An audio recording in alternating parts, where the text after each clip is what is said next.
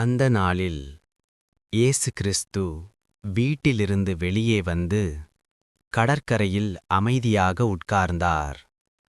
அவரைச் சுற்றி பெரிய கூட்டம் கூடி வந்தது. அவருடைய வார்த்தையைக் கேட்க மக்கள் ஆர்வமாக நின்றார்கள். அதனால் அவர் ஒரு படகில் ஏறி உட்கார்ந்தார். மக்கள் எல்லோரும் கரையில் நின்றார்கள். அவர் அவர்களிடம் பல விஷயங்களை உவமைகளாக சொல்ல ஆரம்பித்தார். கேளுங்கள். ஒரு விவசாயி விதை விதைக்கப் போனான்.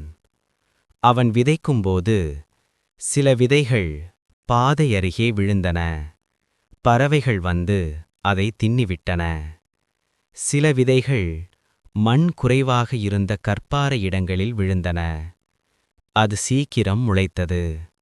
ஆனால் மண் ஆழமாக இல்லாததால், வெயில் அடித்தபோது வேரில்லாததால் அது வாடி உலர்ந்து போயிற்று.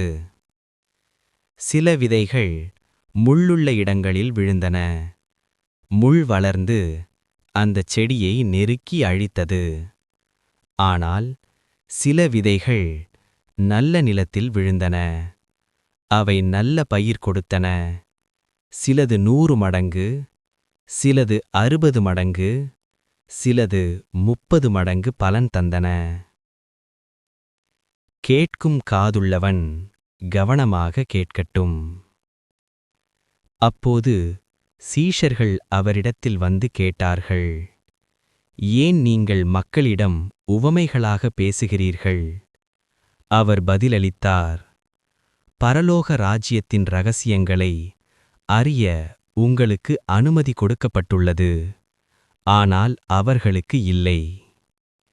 உள்ளவருக்கு இன்னும் கொடுக்கப்படும். அவர் நிறைவாக இருப்பார். ஆனால் இல்லாதவரிடமிருந்து உள்ளதையும் எடுத்துக்கொள்ளப்படும். அவர்கள் பார்த்தும் உணரவில்லை, கேட்டும் புரிந்து கொள்ளவில்லை. அதனால்தான் நான் உவமைகளாக பேசுகிறேன். இதனால் ஏசாயா சொன்ன தீர்க்கதரிசனம் அவர்களில் நிறைவேறுகிறது.